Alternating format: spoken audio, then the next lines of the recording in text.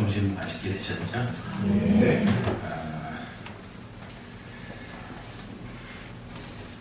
오늘 저희가 함께 읽은 말씀 보면 천국에 대해서 사실은 이야기하고 있습니다.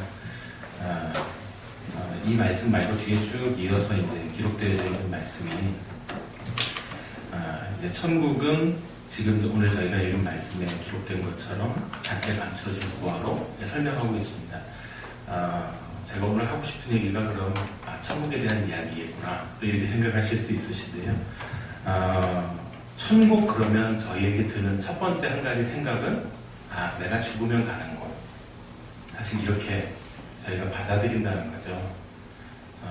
근데 오늘 이 말씀을 저희가 보다 보면 천국을 굳이 꼭 내가 죽어서 가야 할 곳으로만 이해하고 그러니까 이곳에선 좀 더 고생해야 되는구나.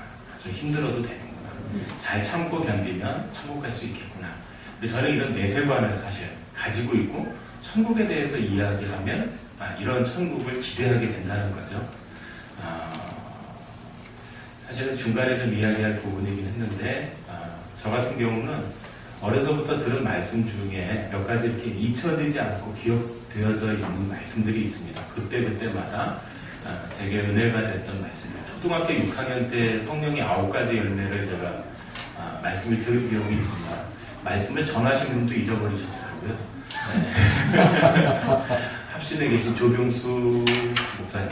제가 초등학교 6학년 때 임원들 수련회 간다고 해서 한 12명의 학생들이 같이 갔었습니다. 그때 전도사님이셨죠. 네, 성령의 9가지 열매를 그날 저녁 때 칠판에 막 적어가면서 가르쳐 주시고 학생들이 초등학생 12명이 벽을 보고 또록 앉아가지고 선생님들이랑 기도했던 기억이 있습니다. 제게 아마 처음 수련회 다녀와서 기도가 바뀌었다고 어머님이 이야기하시고 가정에서 예배를 드려도 5분을 넘기지 않는 기도가 다녀오더니 20분을 기도하더라. 이랬던, 그래서 9가지 열매에 대해서 말씀하셨던, 물론 그때 이제 밥 먹으려면 또 그거 외워야 되고 했던 기억도 있지만, 어쨌든 그런 몇 번의 이런 기회들이 증거되어졌던 말씀들이 있습니다. 그런데 그 중에 하나가 이제 또 제가 기억에 남는 게 청년부 때 들었던 말씀 가운데, 애굽에서의 삶, 그리고 광야에서의 삶, 그리고 가나안에서의 삶. 이 말씀을 제가 그때는 어떻게 이해를 했냐면 지금도 그렇게 기억을 했던 부분들이 있습니다. 광야는 우리가 지금 사는 이 인생길이고 가나안은 우리가 이후에 갈 천국으로 제가 이해를 했던 거죠. 그러니까 여기서 사는 건 광야길이니까 당연히 어떻게 돼야 되죠? 고달파야 되죠. 힘들어야 되죠. 견뎌야 되죠. 하는 삶을 이야기하고 있다는 거죠. 그러니까 다음에 가나안에 가서는 하나님께서 약속하신 젖과 꿀이 흐르는 땅, 그저 머릿속으로만 그려봐야 하는 그 땅, 그런 개념으로만 사실은 이해했었던 거죠. 오늘 이 말씀도 어떻게 보면 그렇게 이해할 수 있는 부분이 있다는 거죠. 근데 제가 말씀을 보다가 천국은 마치 하고 쭉 이제 말씀이 이어지잖아요. 그런데 천국은 마치를 빼고 한번 읽어봤습니다. 밭에 감추인 보화와 같으니 사람이 이를 발견한 후 숨겨두고 기뻐하며 들어가서 자기의 소유를 다 팔아 그 밭을 사느니라. 이 사람에게 어떤 변화가 왔다는 걸 제가 말씀을 보다가 든 생각이었습니다. 하나는 보화와 같으니, 이건 이제 앞에 천국에 대해서 비유하느라고 이야기를 하신 거죠. 비유로 말씀하셨는데 천국이 더 어렵게 이해가 되는 부분이기도 했지만 어쨌든 이 사람에게는 보화를 발견했다는 거죠. 그런데 이 발견된 보화가 어떤 거였냐면 내가 지금 가지고 있는 것과는 비교할 수 없는 것이 됐다는 걸 오늘 말씀에서 이야기하고 있다는 것입니다. 그에게 있어서 변화가 왔는데 내 걸 다 버리고서라도 저걸 가져야 할 만큼의 가치가 있는 걸 발견한 거잖아요. 천국이 그렇다는 걸 이야기한 거잖아요. 근데 저희는 사실 보화를 발견했거든요. 그런데 지금 저희는 뭘 하냐면, 제가 그렇더라고요, 제가 이 말씀을 보면서 느낀 게, 뭔가 조치를 취해야 되잖아요. 소유하기 위해서. 내가 가진 것보다 가치가 있는 거라고 이야기했잖아요. 그러면 내가 가지고 있는 이것보다 더 가치 있는 일에 내 것을 포기했잖아요. 말씀에 기록된 대로. 자기의 소유 어떻게 했다고요? 다 팔았어요. 일부만 파는 게 아니고 다 팔았다고 이야기하고 있거든요. 근데 저는 그게 가치가 있다는 것까지는 알았는데 내 밭을 팔지 않더라고요. 아니, 내가 가지고 있는 소유를 처리하지 않더라고요. 바꿔서 얘기하면 그렇기 때문에 어떤 일이 생겼냐면 저 밭도 소유하지 못하고 아는데 그 밭도 소유하지 못했다는 거죠. 한 가지는 천국은 그렇다 이야기하신 거잖아요. 그만큼 가치가 있다 이야기하신 거잖아요. 근데 우리는 저는 어떻게 생각했냐면 천국은 다음에 갈 거니까. 천국은 다음에 갈 거니까 좀 미뤄놔도 되지. 그런데 이 사람은 어떻게 했냐면 그 밭을 샀다 그랬거든요. 그래서 제가 이 말씀 중에 가치를 발견하고 나서 가치 있는 행동을 한 그 가치를 얻기 위한 행동을 했잖아요. 그리고 나서 얻어진 것은 그 밭이었고 그 밭 안에 있는 보화도 얻은 것이겠죠. 그래서 제가 느낀 이 말씀을 보다가 한 가지 은혜가 됐던 것은 그 밭을 소유한 뒤에 이 사람의 삶은 어땠을까? 천국을 소유하고 살았을까? 아니면 그냥 그 밭을 가진 걸 자랑하고 살았을까?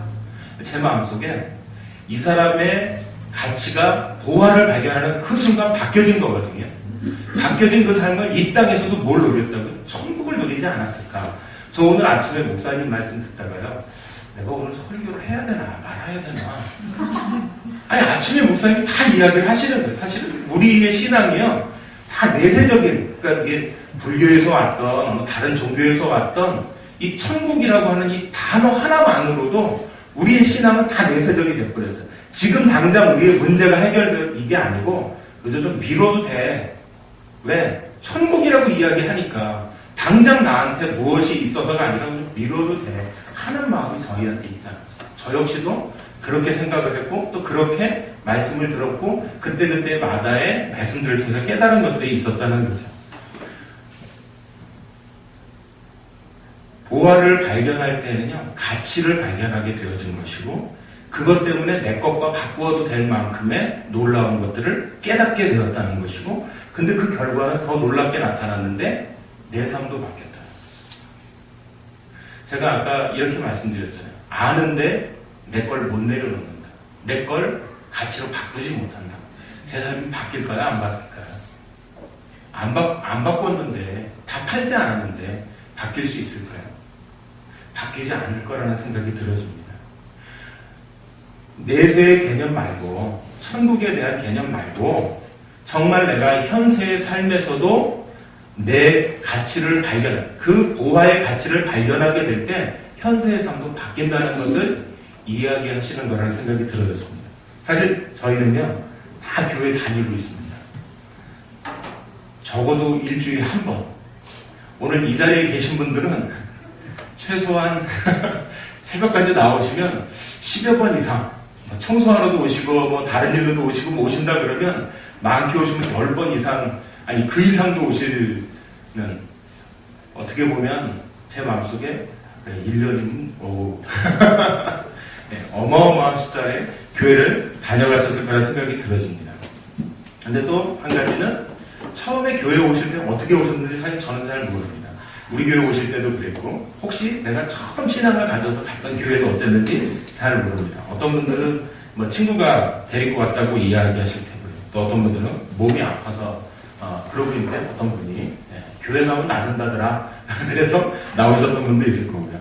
뭐 학창시절에 이성교제 하려고 오셨던 분들도 꼭 과거에는 또 그렇게도 많이 교회 나오시는 분들도 있었기 때문에 저 같은 경우는 어릴 때 먹을 거 주니까 네, 지금이야 뭐 더 풍성한 먹거리들이 많아서 사실 그렇지만 성경학교 가면 집에서 엄마가 잘 안 사준 쭈쭈바도 쭈쭈바라는 단어도 그 당시에나 통용됐던 가면 주더라는 거죠. 그러니까 이거 먹으려고 가야겠다. 그리고 실제로 지금은 아이들이 더 즐겁고 재밌는 게 교회 밖에 더 많이 있습니다. 근데 저희 때는요 교회 안 가면 애들이 없었어요. 다 동네 애들이 교회 와 있으니까 교회 와야 또 교회에서 놀고 그리고 그 애들을 거기서 만나고 그래도 다른 놀이도 이어지기 때문에 안 갈 수가 없었던 어쨌든 이런 여러 가지 이유들로 이제 교회에 오게 되었죠. 뭐 어떤 분 얘기를 들으니까 그러시더라고요. 난 태어났더니 다른 종교를 선택할 수가 없다고. 그냥 엄마가 뱃속에서부터 따라다녔고 태어나니까 엄마가 기도했고 안 가면 혼났고 뭐 이런 분도 계시더라고요. 사실 저는 그런 분들이 제일 부럽기도 했고요. 네. 저는 7살 때부터 교회를 갔기 때문에 다른 분들은 다 모태신앙인 줄 알았는데 전혀 그렇지 않습니다. 저희 아버지가 그때서야 예수를 믿으셔가지고 저도 그냥 선생님들 손에 딸려서 사실은 제가 제 얘기를 잘 안 하는 편이긴 한데 오늘 어쩌면 혹 하게 될지 않을까. 제가 안 하는 부분 중에 하나가 이것도 원래 거의 안 밝히거든요. 아버지와 관련된 신앙과 관련된 부분을 제가 거의 설교할 때 이야기하지 않습니다. 왜 이야기하지 않는지 아시나요? 창피해서. 네, 사실은 저희 가정이 예수 믿게 된 동기고 계기고 은혜인데요. 네, 여기서 얘기하려니까 왜 이렇게 창피한지 안 하게 되더라고요. 한 번도 해본 적이 없습니다. 사실은 저희 가정엔 숨겨놓은 비밀 같은 식구들끼리 얘기하는데 다른 분들께 얘기 드리지 않습니다. 그런 비화가 좀 숨겨져 있는데 혹시 제가 은혜가 더 막 넘치면 할지.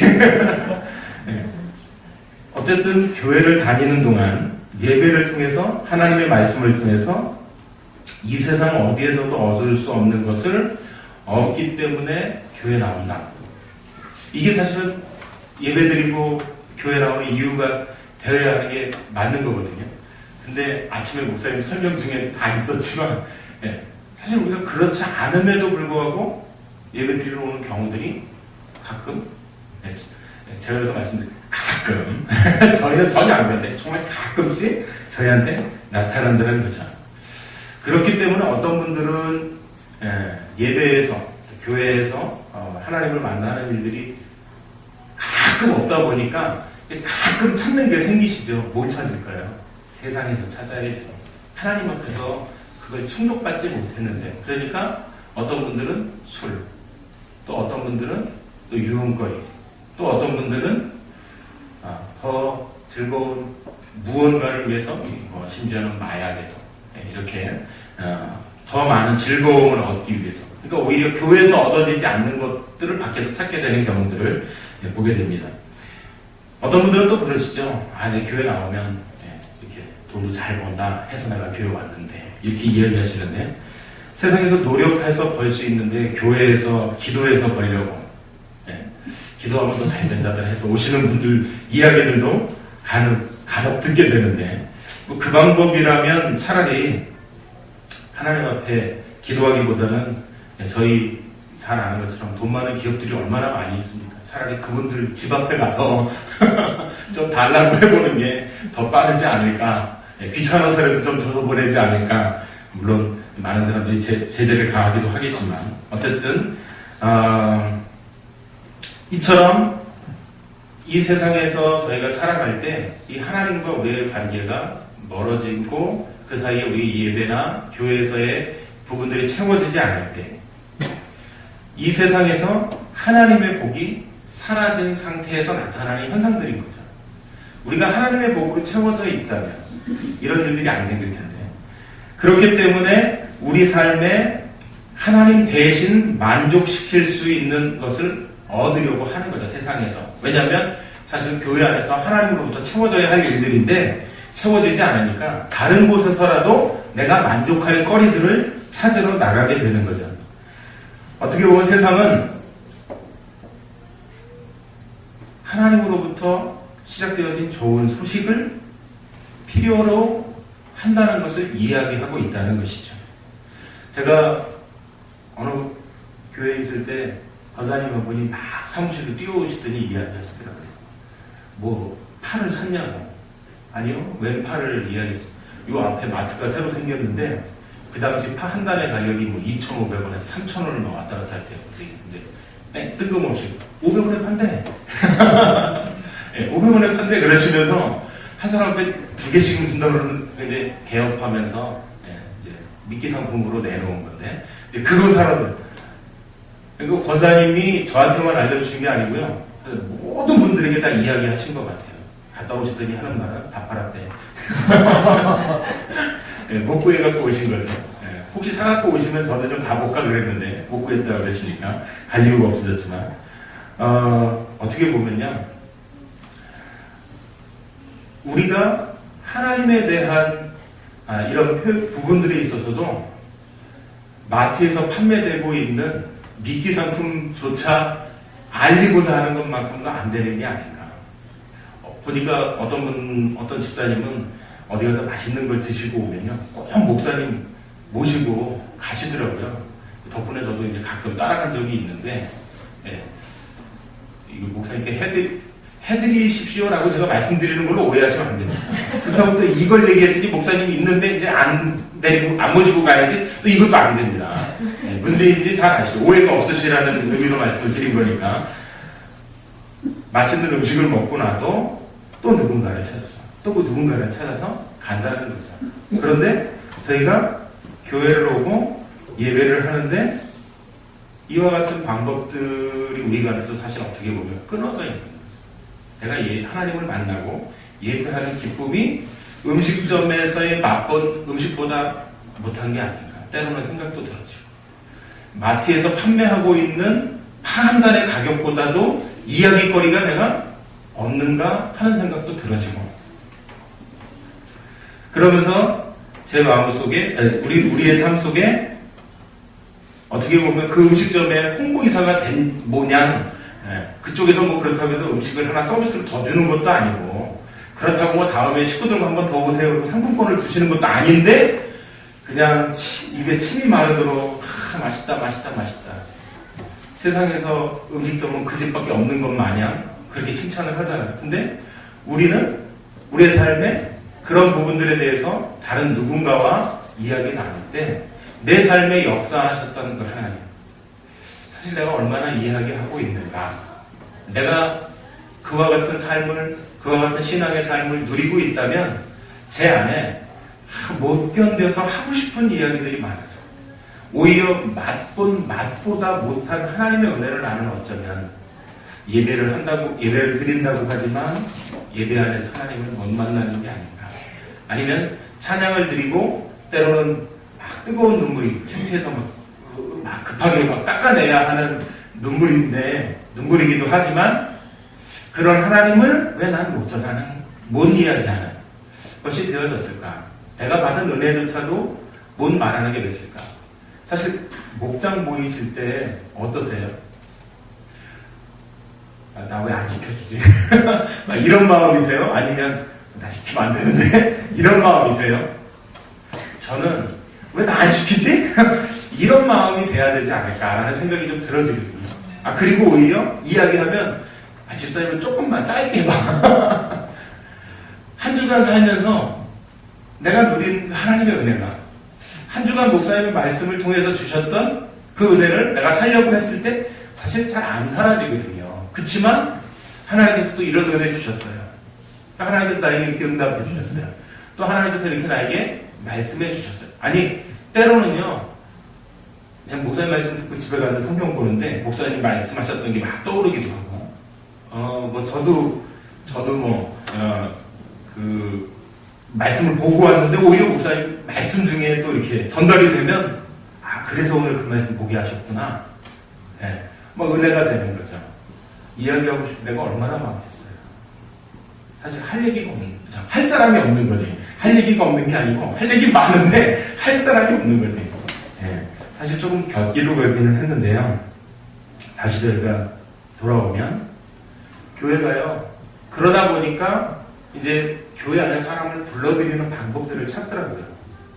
얼마 전에도 제가 마두역을 갔더니 보니까 전도지를 쭉 나눠주시는데 상당히 일산에서 큰 교회예요. 이름만 딱 들어도 할만한 교회인데 한 10여 명 정도 남자 일선, 여자 일선들이 오셔가지고 전단지, 뭐 물티슈, 휴지 막 나눠주면서 이제 전도 그런 축제 같은 거 하시는 것 같아요. 딱 받아서 보니까 연예인들 이름이 쫙 써있더라고요. 근데 저는 사실 별로 안 받거든요. 그 받으면 큰 교회니까 돈 많아서 이거 하나 보다 이런 생각 들고, 사실 연예인이 하나님의 좋은 소식이 아니잖아요. 그 하나님의 말씀이 아니잖아요. 예수님에 대한 이야기가 아니잖아요. 근데 세상 사람들이 예수님 얘기해갖고는 끌어모을 수 없다라고 그 교회도 보는 거 아니겠어요? 저는 이게 싫은 거예요, 사실은. 왜 예수님 얘기만으로 그 사람들에게 관심을 불러일으킬 수 없느냐.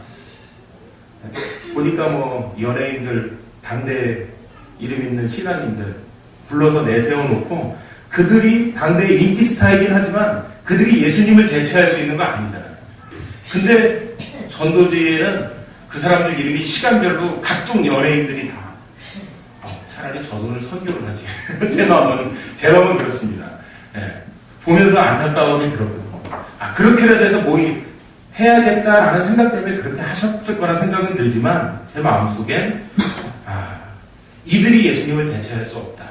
그리고 이들이 예수님을 이야기한다고 한들 저도 그런 연예인들을 몇 번 이렇게 불려진 자리에서도 같이 교회 내에서 행사를 하다 보니까 들어보면 이게 예수님을 자랑하는 건지 자기를 자랑하는 건지 이게 구분이 묘하거든요.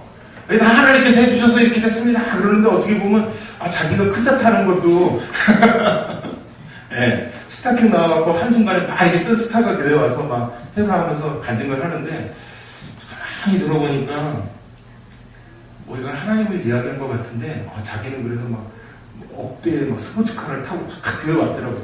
우리 교회 이런 거 타고 오실 분이 안 계신데 그랬는데 주차장에 가운데 딱 세워져 있더니 들어가 보니까 그분이 얘기하시더라고요. 내 차라고 하얀색 몇 억짜리 막 하나님 은혜 주셔서 탔다고. 이 순간에 제가 그걸 딱 듣고 나는데 우리 교회에 계신 모든 성도님들은 다 은혜가 없나? 그 차를 타는 분이 한 분도 안 계신데 오히려 이게 복음의 전화를 왔다가 상처를 받고 가시겠는데 혹시 예수 믿으면 그 차를 탈 수 있다는 희망을 주시려는 의도였는지 모르겠지만 제 마음엔 그렇지 않았거든요. 그래서 잘못한 거 아니에요. 그리고 나서 이제 교회에서 조그맣게 이렇게 금액을 정해진 대로 드렸더니 대뜸 서운해 하시면서 내가 이거밖에 안 되냐고. 각각 관계성에서 이야기하실 때 이런 의도가 아니셨는데 하고 나니까 마음이 상하는 거예요. 제가 초청한 건 아니지만 그 이야기를 듣는데 마음이 상하는 거예요. 이게 은혜가 이렇게 바뀌어서 전달이 되네. 이러면서 제 마음속에 이 사람들이 오는 목적이 이게 아니었다라는 걸 알게 되는 거죠. 네. 정작 중요한 건 인기 스타도 연예인도 하나님의 좋은 소식이 아니라.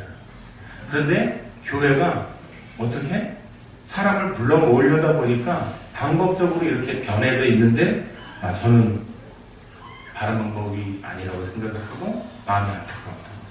청소년들이라면 어땠을까요? 더 효과가 크고 더 그런 일들이 많아지겠죠. 어떻게 보면 교회조차도 이제 사람을 불러 모으기 위한 방법으로 불합리한 것들을 택하는 일들이 생겨나고 있다는 것입니다. 우리가 어떤 노력으로 자리를 채우려다 보니까 이제 그런 바람직하지 않다. 그런 방법들을 선택하는 게 아닐까. 그러면 우리가 어떤 노력을 하는 것이 바람직한 것일까? 사실 한 2, 3주 사이에 저희가 불안이 좀 극대화됐습니다. 특히 대한민국이. 북한에서 김정은이 미사일 안 쏘니까 최근에 또 쏘긴 다시 쐈지만 안 쏘니까 포항 경주 쪽에 막 지진이 나니까 이건 뭐 전 국민 미사일은 뭐 2발, 3발씩 합의했어도 끄떡없는 정도로 면역이 좀 생겼는데 왜냐면 저한테 날아오는 게 아니다 보니까 겁이 안 났거든요. 근데 이 지진은 한번 흔들려 보니까 이건 놀이기구를 타는 것 같지 않은 왠지 또 흔들릴 것 같고 뭐 하루에도 20번 넘게 뭐 여진이 있었다 그러고 이게 우리나라가 이제 지진으로부터 안전하지 않다 그러고 정말 안전하지 않구나. 그러면서부터 기도 많이 하신다는 분들이 왕왕 생기시더라고요. 그전에 이런 부분에 대해서 고민해 본 적조차 없는데 이야기를 하시더라고요. 어쨌든 불안한 마음들이 생겨나는 거죠. 이것뿐만 아니라 자녀들에 대해서도 불안해지는 거죠. 언젠가는 이 아이들이 나를 다 떠나게 될 텐데 지금은 뭐 하고 쫓아오면 봉다리에 손에 봉투라도 하나 들려있는 나를 쳐다보고 저희 아이들이 그 다음 반응을 저한테 보여주지만 이것도 지금이니까 봉투라도 쳐다보고 하고 따라오는 거지 10년만 지나도 방문 열어보고서 왔어요. 이 얘기나 할까? 이런 생각이 제가 들기도 하고 어떤 목사님 그러시더라고요. 나중에 지나보라고 집 한 채 사줘도 고맙다는 말 안 하시더라고. 나이가 들면 그렇게 변한다고. 제 생각에 집 한 채 사주면 뭐 저희 아버지 매일 업어드릴 것 같은데 그 목사님 얘기는 집 한 채 사주고 아무런 반응이 없더라고 이야기하시더라고요. 어느 시대나 어느 곳에서나 사실은 인간은 평안하기를 원하고 삽니다. 네. 그런데 결코 평안하지 않다는 거죠. 평안하게 살아갈 수 없다는 것이죠. 그것은요, 제가 이야기해서 그렇게 되는 게 아니고 인류의 역사가 우리의 삶을 잘 보여주고 있기 때문에 그렇습니다. 우리나라도 한 지금 60여 년 가까이 전쟁이 없습니다. 대한민국 역사 전체를 통틀어서 이렇게 태평한 때가 없었다고 이야기합니다. 60년 전만 가도 6.25 전쟁이 있었고요. 그 앞에만 가도 일제하고의 그런 관계 속에서 끊임없이 투쟁했어야 하는 부분들이 있었기 때문에 그렇습니다. 우리나라만 봐도 잘 알 수 있는 부분이고요. 그러니까 과거에만 그랬던 것이 아니라 끊임없이 전쟁의 소식은 사실 우리나라에서 지금 없어서 우리도 지금 미국하고 북한과의 관계를 보면 당장이라도 왠지 전쟁 날 것 같은 그런 불안함 속에 있는 것이 또한 사실입니다. 전쟁의 소식이 없었던 날이 없을 만큼 인간의 역사는 분쟁의 역사였다고 볼 수 있습니다. 또 한 가지는 인간 스스로 행복하게 살아가려고 하지만 살아갈 수 없다는 거죠. 나는 너무너무 오늘 행복하게 살고 내일은 오늘보다 더 행복하게 살아보려고 하지만 내 뜻대로 되어지지 않는다는 거죠. 인간이 행복하게 살아갈 수 있는 세상을 인간 스스로 만들 수 없다는 것을 이야기하고 있다는 것입니다. 그것은요, 다시 이야기하면 하나님의 말씀, 하나님의 좋은 소식. 저희는 이렇게 표현하죠. 복음이요. 세상에선 좋은 소식이라고 이야기합니다. 제가 앞에서도 잠깐 말씀드렸던 것처럼 성경은 이 세상에 문제가 있기 때문에 하나님의 말씀, 좋은 소식이 필요하다는 것을 이야기하고 있다는 것입니다.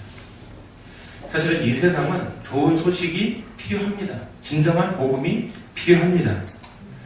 수많은 철학자들이 이야기했고요. 정치가들이 이야기했습니다. 철학자들은 내 사상에 따르면 행복해질 수 있다. 정치가들은 나에게 표를 주면 당신들이 지금보다 더 나은 삶을 살 수 있다. 이야기합니다. 어떤 분이 선거할 때 이렇게 얘기해요. 삶이 좀 나아지셨습니까? 그 뒤로 좀 나아지셨나요? 표를 그분에게 찍어봤더니 나아지셨나요? 저희는 그런 기대와 소망을 가지고 사실은 정치인들에게 좋은 소식을 기대하고 표를 찍는 거거든요. 그 사람이 내 고향 출신이라고. 과거에는 그렇게도 하셨습니다. 하지만 지금은 그것 때문에 투표하시지 않으시거든요. 물론 혈연 관계라서 찍으시는 분들도 있으실 수 있습니다. 그렇지만 어쨌든 나에게 더 나은 유익한 것들이 있기를 기대하고 정치인들에게 표를 주는 것이죠. 신약 성경에서 복음에 대해서 이야기할 때 사실은 유앙겔리온이라는 단어를 사용해서 이야기합니다. 좋은 소식, 복된 소식. 성경 용어로 유앙겔리온이라고 적혀져 있기는 하지만요, 이 용어는 헬라인들이 당시에 사용했었던 단어였습니다. 그러니까 우리는 번역해서 복음이라고 사용을 하고 있기는 하지만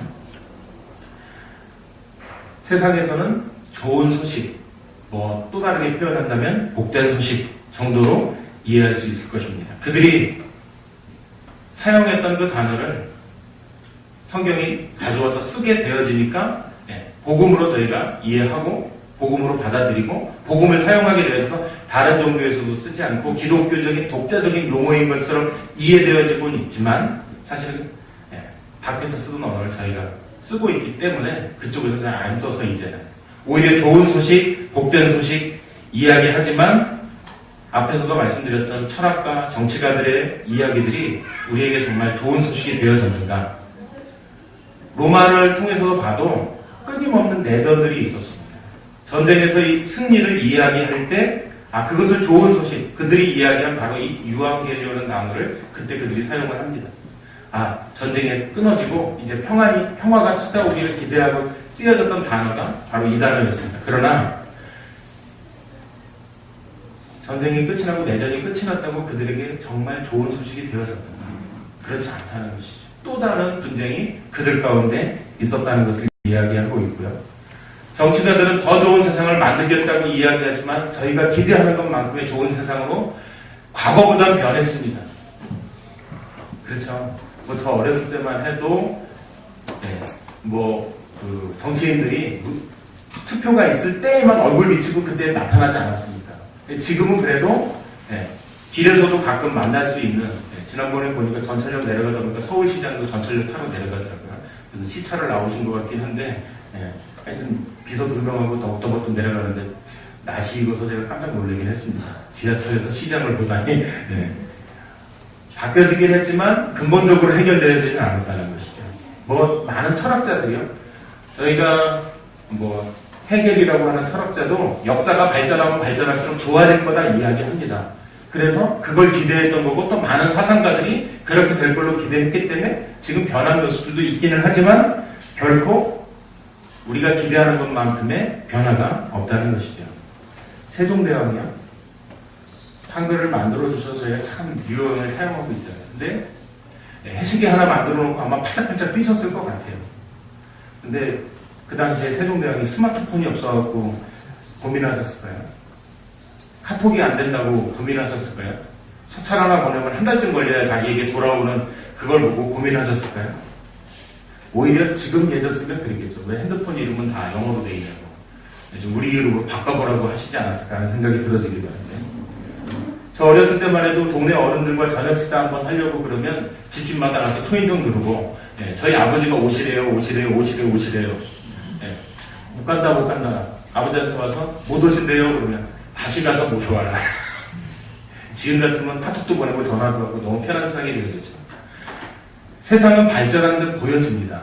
그러나 조금씩 변할 뿐 본질적으로는 오히려 더 하나님의 좋은 소식이 우리 가운데 필요한 세상이 되어졌다는 것을 이야기하고 있습니다. 인간의 문제는 인간 스스로 해결할 수 없다는 것입니다. 그것이 과거보다 오히려 더 분명해졌다는 것이죠. 우리에게 진정한 복음이 필요한 것을 성경은 우리에게 끊임없이 이야기하고 있다는 것입니다. 진정한 복음은 스스로의 문제를 해결할 수 없는 인간의 문제를 해결할 수 있는 것이어야 한다는 것을 이야기합니다. 인간의 본질적인 문제 그 중에 하나가 외로움입니다. 외로움. 사회가 발달하면 발달할수록 사람은 더 많아졌고 더 많이 모여졌습니다. 제 주변에도 더 많은 사람들이 존재합니다. 그런데 오히려 더 나는 외로워지고 있다는 것입니다. 군중 속의 고독이라고 이야기할 만큼 사람은 많아졌는데 내 외로움은 해결이 되어지지 않는다는 것입니다. 스스로 자신의 필요를 충족시킬 수 없는 것이죠. 외로움 속에 살아가게 되어지는 이것은요, 하나님과의 관계에 단절이 인간에게 나타났는데, 인간은 하나님께서 만들어 주실 때 관계적인 인간으로 만들어 놓으셨기 때문에 그렇다는 것입니다. 아담을 만드셨는데 뭐라고 표현되어 있냐면 독처하는 것이 보시기에 안 좋아 보이셔서 하와를 만들어 주셨어요. 인간은 어떤 관계? 관계적인 존재로 만들어져 있다는 것입니다. 그렇기 때문에 혼자 있는 것, 외로움의 문제를 직면하게 된다는 것이죠. 때로는요, 이 외로움의 문제가 부모님이 해결해 줄 것으로 생각하지만 그것도 자녀가 장성하고 나면 어느 순간에 해결이 되어지지 않습니다. 자녀들이 채워줄 수 있을 것 같지만 자녀들이 장성하고 나면 또 이야기가 달라지는 것을 보게 됩니다. 친구들이 채워줄 것 같아서 친구들을 찾아보지만 그것도 한계가 있는 것이죠. 금전적인 문제나 그 외 여러 가지 문제들로 언젠간 등을 돌리게 된다는 것입니다. 나와 관계 맺음을 통해서 외로움을 해결해 보려고 하지만 본질적인 외로움의 문제는 해결되지 않는다는 것입니다. 그 과거에 첫사랑이라고 하는 드라마에 손현주 씨가 불렀던 노래가 있습니다. 입떴던 노래는 본인이 불러서 돈만도 내고 했다고 이야기하는데, 보고 있어도 보고 싶은, 보고 있어도 보고 싶은이라는 노래를 부른 노래가 있거든요. 이것도 바로 관계적인 관계에 있기 때문에 보고 있는데도 채워지지 않는 거죠. 이게 바로 외로움에 대한 결핍을 나타내는 게 아닌가라는 생각이 듭니다. 핸드폰과 대화해 보셨나요? 요즘 핸드폰 대화할 수 있어요. 이게 4차 산업혁명의 결과로 나타나는 AI, 인공지능 때문에 가능한 시대가 됐는데요. 해보셨나요? 전 몇 번 해봤거든요. 속 터져 죽는 줄 알았습니다. 무슨 말씀이신지 이해를 잘 못하겠는데요. 네, 이렇게 뭐 이런 또 답변부터 시작해서 물어보다가 제가 지쳤거든요. 그런데 외로움의 문제를 앞으로 어쩌면 이 인공지능이 해결해 줄지도 모르겠다 하는 생각 때문에 제가 해본 행동이었거든요. 지금은 어떨지 모르지만 5년, 10년이 지나면 어쩌면 정말 제 감정, 제 느낌 다 이해하고 대화하는 시절이 올지도 모르겠다는 생각이 들어지긴 했습니다. 그렇다고 본질적인 외로움이 해결될까 하는 생각이 들어지기도 했다는 것이죠. 인간은요, 이 본질적인 문제를 해결하기 위해서 종교를 찾게 되어집니다. 각 사회 모든 시대에 걸쳐 종교가 만들어졌고 또 종교가 소비되어졌습니다. 제가 아까도 앞에 잠깐 내세적인 것들에 대한 관심을 가지고 살아간다고 이야기를 드렸는데 불교가 가진 내세관이 그런 내세관이잖아요. 이곳에서 해결되어지는 게 아니고 벗어나는 걸로 해결하는 거잖아요. 예. 어떻게 된다고 그러죠? 열반에 이른다고 어떻게 된다고 그러죠? 또 하나는 해탈의 경제에 이른다고. 여기서 해결되는 게 아니고 여기를 벗어나야 이 문제가 해결된다고 이야기하고 있는 거죠. 제가 아까 처음에 뭐에 대해서 말씀드렸죠? 천국에 대해서 말씀드렸죠. 천국도 어떻게 제가 개념을 이해했다고 그랬죠? 가옥에 갈 수 있는, 벗어나야 해결되는, 그렇지 않다는 거죠.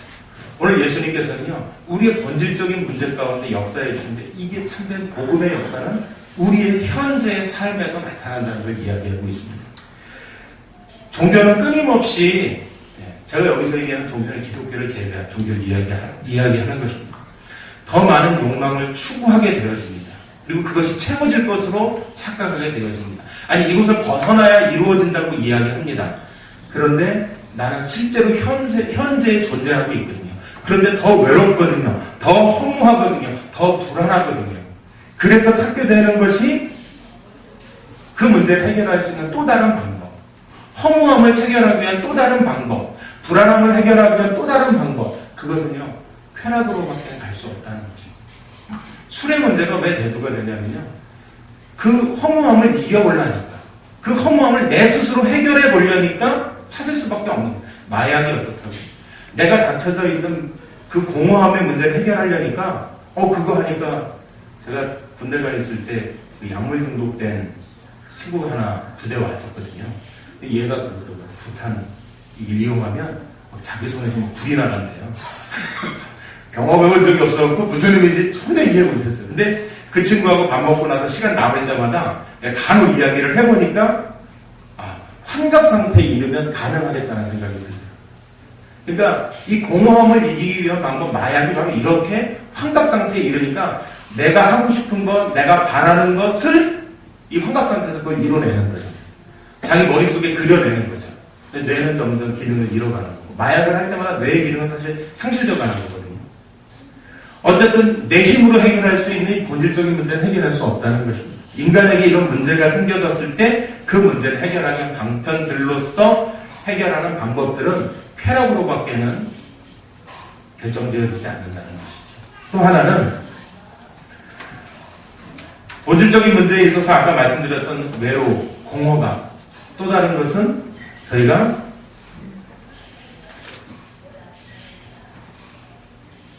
두려움에 대한 부분입니다. 하나님께서 우리에게 만들어주셨고 하나님에 의해서 주어진 복은 우리에게 필요한 모든 것을 공급해 주시는 것입니다. 에덴에서의 삶이, 제가 감사주일 앞에 수요 예배 때 목사님이 창세기 말씀을 통해서 감사에 대한 것을 표현해 주셨고, 제가 이렇게 설명드렸는데 기억이 안 나시거나 난 못 들었어요 하시면 홈페이지에 들어가시면 무슨 친절하게 오는 꼭 한번 들어요. 저 그날 그 목사님 말씀 듣다가 은혜 굉장히 많이 들었습니다. 특별히 창세기의 말씀에서 에덴 동산에서 범죄가 이루어졌다는 것 저는 생각도 못 해봤거든요. 하와가 그와 같이 아주 정말 좋은 곳에, 저희는 사는 곳이 원래 악한 곳이라 이럴 수 있다는 생각이 저는 드는데 에덴에서 어떻게 그런 마음을 먹었을 수 있을까? 사단의 유혹이 있었으니까 그랬겠지. 아니요. 우리 안엔 어떤 또 다른 두려움 때문에 하나님과 같아졌어야만 할 수 있는 무언가가 하와 마음속에 존재했을 수 있겠다라는 생각이 제가 들어요. 마찬가지로 우리가 가지고 있는 두려움들이 있습니다. 미래에 대한 두려움들이 있습니다. 아까 내세에 대해서 잠깐 말씀드렸지만 제가 초등학교 4학년 때 제가 제 얘기를 잘 안 한다고 말씀드렸어요. 이게 부득이하게 또 이 얘기가 되네. 4학년 때 제 할머니가 돌아가셨거든요. 저는 죽음에 대해서 생각해 본 적이 없습니다. 그 이전에 4학년짜리가 할머니 죽음을 맞고 났는데 그 다음부터는 제가 밤에 잠을 못 자요. 왜 못 자는지 아세요? 죽을까봐. 자는 걸 죽는 걸 이해했으니까 4학년짜리한테는 이 얘기를 들으면 좀 대단하다. 아니요.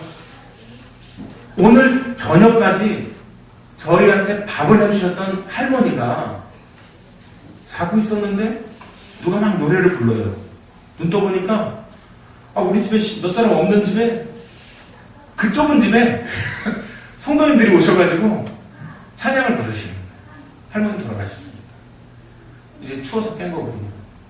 깨고 나서 보니까 할머니 돌아가셨다 그러는데 이해가 안 되는 거예요. 4학년짜리. 제가 그 기억은 지금도 생생. 옆에 동생자분 있고 저 자는데 그냥 이렇게 편하게 이불 깔고 자는 게 아니고 쭈그리고서 누군가 무릎팍을 베고 자고 있었거든요. 그러다 깼는데 할머니 돌아가셨다는데 그 다음날부터 할머니를 뵌 적이 없어요. 그러고 나니까 제 마음속에 드는 생각은 나도 죽나 보다. 네. 이게 고등학교 갈 때까지 이 문제가 해결이 안 돼서 저는 이 두려움 속에 산 부분이 있어요. 제가 부모님께도 말씀 못 드렸어요. 이 부분은. 왜냐하면 얘기한다고 부모님이 날 살려줄 게 아니라는 거를 어머니가 아버지가 할머니를 못 살렸잖아요. 네. 그러니까 이야기할 수가 없는 거예요. 저 안에 있는 두려움. 근데 제가 고등학교 3학년 때 말씀을 보다가 우리가 갈 곳이 있구나. 죽으면 끝나는 게 아니구나. 고3 때 그래서 제가 세례받았거든요. 네. 친구들 다 고1 때 세례받았는데 저 고3 때 세례받았거든요. 그 뒤로 해결됐느냐? 아니요. 그래도 문득 죽음에 대한 두려움이 엄습해 올 때가 있습니다. 저도. 미래에 대한 두려움은 오죽하겠어요. 세상에 사는 사람들이 가지고 있는 이 두려움이 얼마나 많겠어요.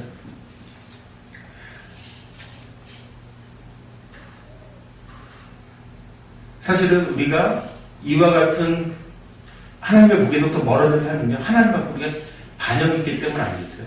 아까 애들에 대한 얘기 잠깐 말씀드렸지만 하나님 앞에 범죄하고 하나님 앞에 대적하고 죄의 결과로 나타났단 거죠.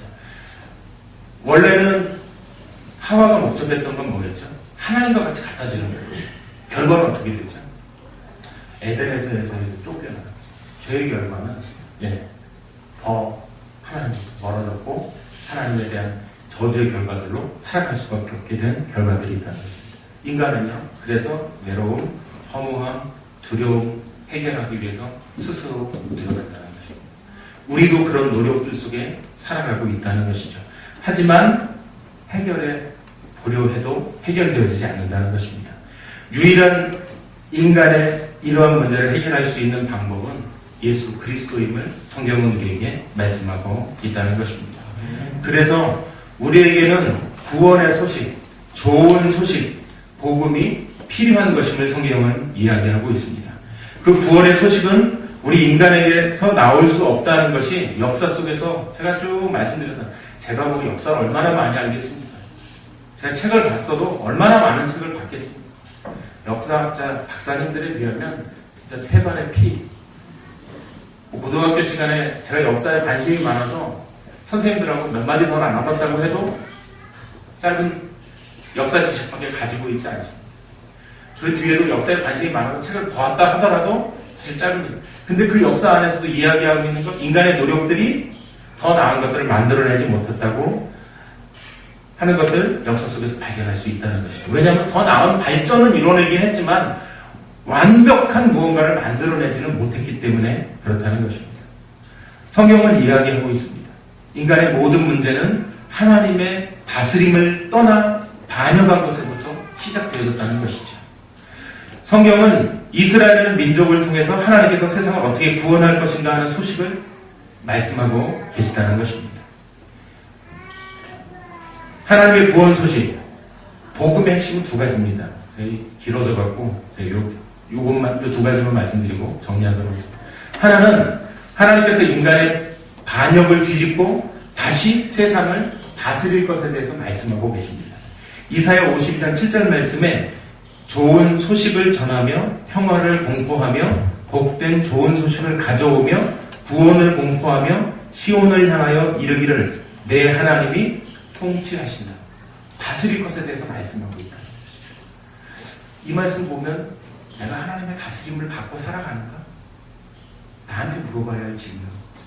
세상에선 외로움도 공허함도 해결할 수 없었잖아요. 그럼 내가 하나님의 다스림 안에 있다면 이 문제가 해결되어질 것을 말씀하고 있는 거잖아요.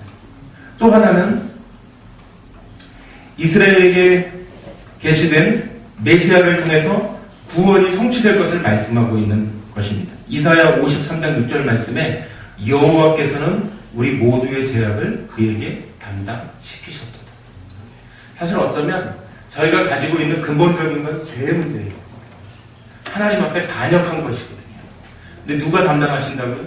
예수님께서. 오늘 복음의 소식은 이와 같이 우리를 하나님의 다스림 안에, 하나님의 은혜 안에 놓여지게 되는 것을 이야기하고 있다는 것입니다. 세상의 어떠한 것도 외로움도 공허함도 해결해주지, 두려움도 해결해주지 않는다는 것입니다. 그러나 오늘 하나님께서 좋은 소식을 통해서 우리에게 알려주시는 것, 바로 하나님 안에, 다스림 안에 살아가야 할 것을 우리에게 가르쳐주고 있다는 것입니다. 다음 세상에서 우리가 살아갈 그것을 이야기하는 것이 아니라 이 땅에서의 우리의 삶이 그와 같이 말씀하고 계신, 우리가 발견한 내가 지금 살아가고 있는 이 삶보다 더 놀라운 보화가 가지고 있는 가치의 삶을 살아갈 수 있게 하시는 하나님의 다스림이 우리 가운데 있다는 것을 오늘 말씀은 우리에게 가르쳐주고 있다는 것입니다. 세상은 우리가 살아가면 살아갈수록, 아니 내 힘으로 살아가려고 하면 할수록 더 깊은 외로움, 더 깊은 허무함, 더 깊은 두려움 속에 우리를 묶어놓으려 한다는 것입니다. 그러나 하나님의 다스리심, 하나님의 좋은 소식, 복된 소식은 그리스도가 내 죄를 대신 짊어주셔서 내가 복음 안에서 하나님의 자녀로 하나님의 다스림 안에 살아갈 것을 말씀하고 계시다는 것을 기억하시고 세상이 줄 수 없는 놀라운 기쁨으로 우리에게 주시는 그 하나님의 은혜를 기억하고 이 한 주간도 하나님께서 우리를 통해 이루어가실 놀라운 하나님의 은혜와 복을 누리시는 저와 성도님들 되어주시기를 바랍니다. 함께 기도하시겠습니다.